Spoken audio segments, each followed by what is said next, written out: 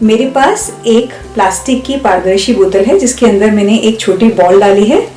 तो अभी तो बॉल नीचे पड़ी है, पर अगर मैं इसको स्पीड देती हूँ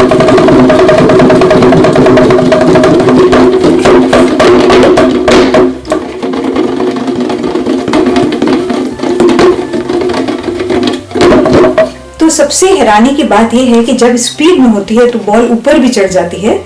और यही नहीं, स्पीड देते देते मैं इसको अगर उल्टा भी कर देती हूँ तो बॉल नीचे नहीं गिरती है, चाहे उसको ग्रेविटी खींच रही हो। तो स्पीड में नीचे क्यों नहीं गिरती, यह देखने वाली बात है। इसे हम कंचे से भी आसानी से कर सकते हैं।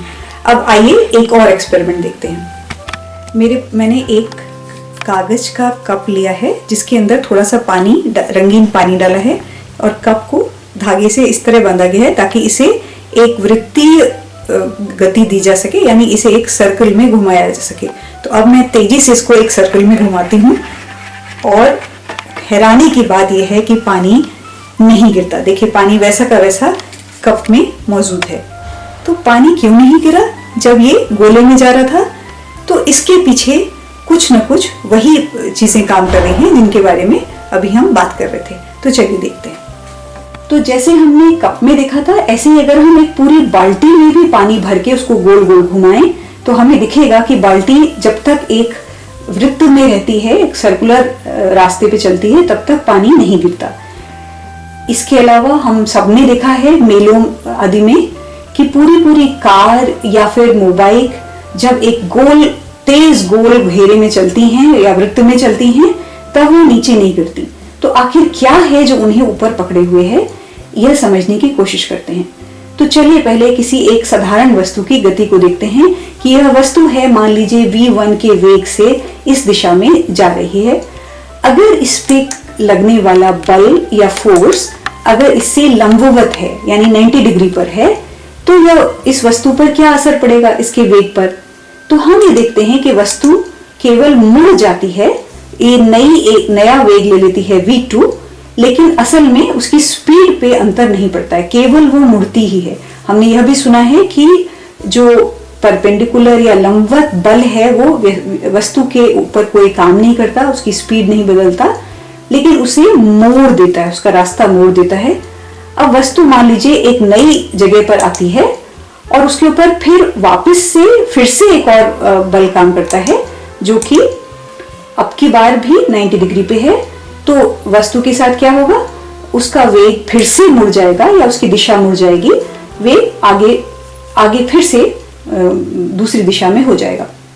तो इस तरह अगर यह बार बार हो, हर बिंदु पर अगर वस्तु पर जो बल लग रहा है वो 90 डिग्री पर हो या परपेंडिकुलर हो, तो वस्तु लगातार मुड़ती रहेगी। और ऐसा कब होता है? यह हमें दिखता है जब हम किसी वस्तु को धागे से बांधकर जोर जोर से चलाते हैं, जैसे इधर।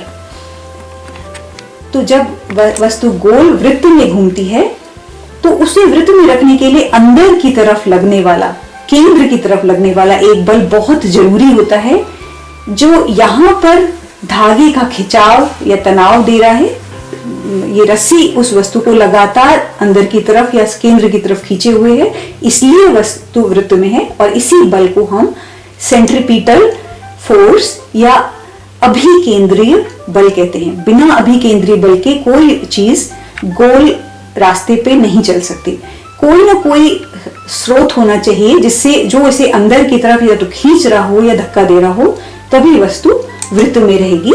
यहाँ पर आप देख सकते हैं मौत के कुएं में, यह मोबाइल का राइडर जब चल रहा है तो इसकी दीवारें, इस कुएं की दीवारें ही इसको अंदर की तरफ रहने पर मजबूर कर रही हैं, यानी एक तरह से अंदर की तरफ दबाव डाल रही हैं, जोर डाल रही हैं, बल दे रही हैं, अंदर की तरफ धक्का दे रही हैं, तभी वो बार बार यह मोबाइल मुड़ती जाती है, सीधे रास्ते पे नहीं रहती।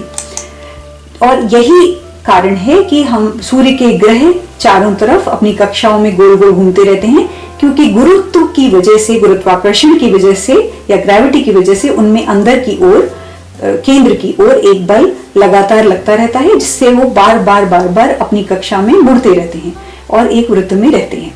सेंट्रीपिटल फोर्स या अभिकेंद्रीय बल की बात तो हमने समझी।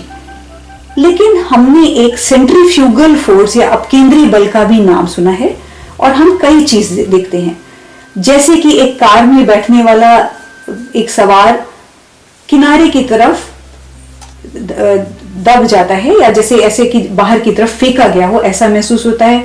हमने अभी भी देखा था कि हमारी बाल्टी में से या पेपर कप में से पानी नहीं गिरा था या कंचा या बॉल नीचे नहीं गिरते हैं हम जब उन्हें जोर जोर तेज तेज चलाते हैं।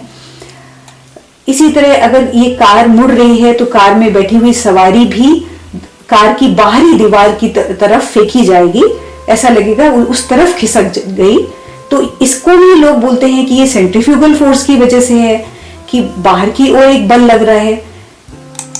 फिर इसकी कई हम एप्लीकेशन भी देखते हैं, जैसे कि दूध में से मलाई या क्रीम अलग करने के लिए दूध को जोर जोर से गोल गोल गोल गोल गोल घुमाया जाता है एक सेंट्रीफ्यूज में, जिससे कि क्रीम जो हल्का होता है वो अंदर की तरफ खिंच आता है और दूध जो थोड़ा भारी होता है वो बाहर की तरफ फेंका जाता है। और हम वॉशिंग मशीन के ड्रायर में भी कपड़ों से पानी निकालने के लिए उन्हें गोल गोल घुमाते हैं। तो ऐसे हर केस में ऐसा लगता है कि बाहर की ओर फेंकने वाला कोई बल है, उसी को लोग सेंट्रीफ्यूगल फोर्स या अपकेंद्रीय बल कहते हैं।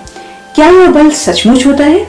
आइए एक एक्सपेरिमेंट से देखते हैं। हमारे पास एक छल्ला है जिसके अंदर हम एक कंचे को वृत्तीय गति देंगे। तो देखिए, चलाते हैं। बड़े आराम से यह इसके अंदर घूमता है क्योंकि छल्ले की दीवारें इसे गोल घेरे में चलने पे मजबूर कर रही हैं और लगातार अंदर की तरफ धक्का दिए जा रही हैं, यानी कि सेंट्रीपिटल फोर्स दे रही हैं। अब हम इसका एक दूसरा रूप देखते हैं। जब हमारे पास कटा हुआ छल्ला है तो इस कटे हुए छल्ले में हम पहले इसको पूरा चलते हुए दिखाते हैं और फिर कटा हुआ हिस्सा निकाल कर। तो अब हम इसको गति दे रहे हैं।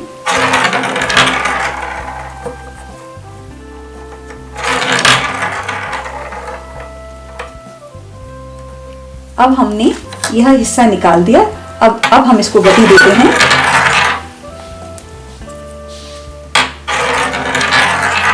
तो हम देखते हैं कि अब की बार जब ये इस बिंदु पर सीधे निकल जाता है, यानी इसका वेग या वेलोसिटी यहाँ पर स्पर्श रेखा के साथ या टेंजेंशियल है। हर बिंदु पर इस कंचे की वेलोसिटी स्पर्श रेखा पे या टेंजेंशियल है और वह वस्तु उसी रेखा पे आगे चलने की प्रवृत्ति रखती है क्योंकि उसके अंदर इनर्शिया है। इनर्शिया का मतलब जैसी गति में है उसी गति में रहने की प्रवृत्ति। हर वस्तु जिस गति में है उसी गति में लगातार रहती है अगर उसके ऊपर कोई बल ना हो। इसके ऊपर यहाँ पर कोई और बल नहीं था तो सीधे उसी गति में आगे चलती गई। इस इनर्शिया की वजह से हर बिंदु पर बाहर उसी दिशा में आगे जाने की प्रवृत्ति इस वस्तु में है।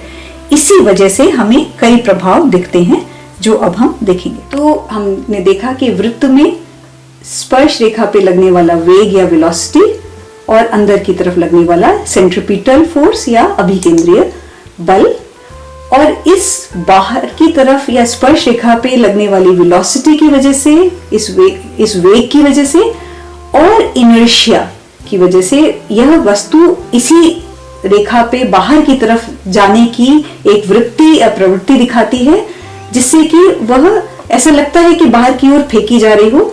जैसा कि हम यहाँ पे देख सकते हैं कि अगर इस जगह पर वस्तु है तो उसकी वेलोसिटी इस दिशा में, यहाँ पर वस्तु है तो उसकी वेलोसिटी इस दिशा में और इसी दिशा में आगे चलने की वो प्रवृत्ति दिखाएगी। तो ऐसा लगता है, ऐसा आभास होता है कि वो बाहर की ओर फेंकी जा रही है, पर असल में वो फेंकी जा रही है स्पर्श रेखा की दिशा में, जैसा कि आपको यहाँ पे चिंगारियां जाती हुई नजर आ रही हैं और हमने अभी एक्सपेरिमेंट में भी देखा था।